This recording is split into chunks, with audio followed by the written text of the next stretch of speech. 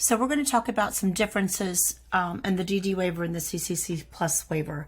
Not necessarily the differences between the waivers, but the things that are needed additionally on the DD waiver that maybe are not on the CCC plus waiver, and a layout that will help us gather all that information in one spot a little easier.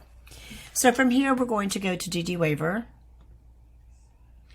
And this is a layout for the details of the waiver.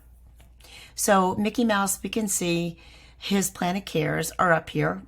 And this is pulled from a 97AB. Even though we don't necessarily need the 97AB with direct entry into WHAMS, our system, Ruby, needs the 97AB in order to complete everything else that needs to be completed and updated for the individual. So that's a portal into the 97ABs. You can see the date submitted by these two that we're playing with that just happen to be ready to submit, so they have not been submitted yet for Mickey Mouse. The next line is their ISP year, when their quarters end. And these fields are informational. So you can just get a very quick glance without doing a lot of research, or at least I hope that's the case, to whether OWD is required or not, whether they're using services, whether that's been checked recently. So if we've checked and the ISP is in WHAMS, yes, terrific. So the ISP is in WHAMS, we know we can move forward to it. I'm not sure who's checking that now for a new intake, whether that's Julie or who's looking at that. But there we go with the ISP and WHAMS. And this would be the date that they check the fiscal agent. And again, I'm not sure who is checking the fiscal agent screen, whether it's a combination of everyone or whoever is processing it or reprocessing it. But the date that you check the fiscal agent and if they are using services. The aid relationship is populated up here, even though it is down here, just so you can quickly see, okay, we've got a live-in aid that's not related, and they're 27 years old is the client, and what does that mean for LRI documents and OWD? So it's just there at a glance, so you can determine whether we need or we don't need. Obvious LRI documents at 27, we don't need. OWD, it's not a live-in aid, so we would not need, so it would be non-applicable, right?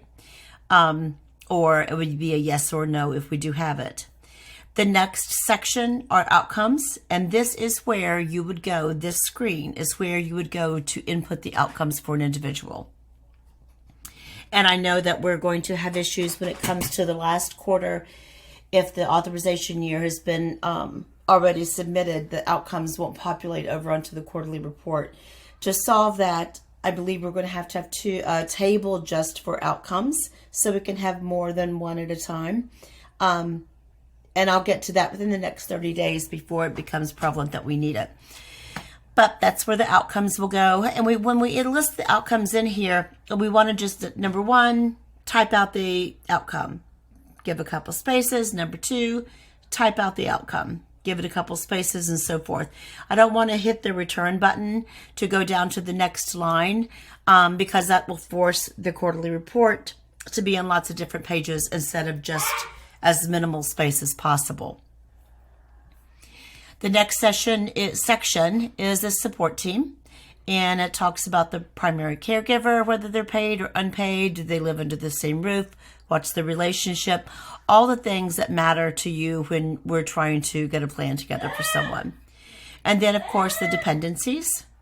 These will all be pre-populated from the input from the service facilitator over on that side. And any justification here. Current medical nursing needs. This is a character limited field. And the reason the characters are limited is because we only have so much space on the 99, and current medical needs will populate on the DMS 99. So in your quest for information for a DD waiver, if you need additional space, which you probably will, it needs to roll over into a justification Or we can create another field, a current medical nursing needs field 2, where you have a little bit more space. So if you want me to do that, I'm happy to. Just give me a yell. And then, of course, the date that we are uploading the direct entry into WHAMS, the date that it was completed, the date that you uploaded it. And it's got signature field on here, signature SF.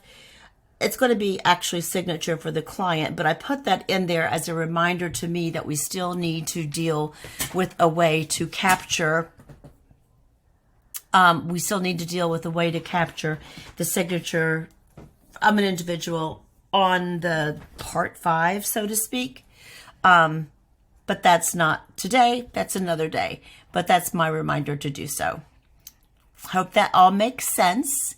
And thanks.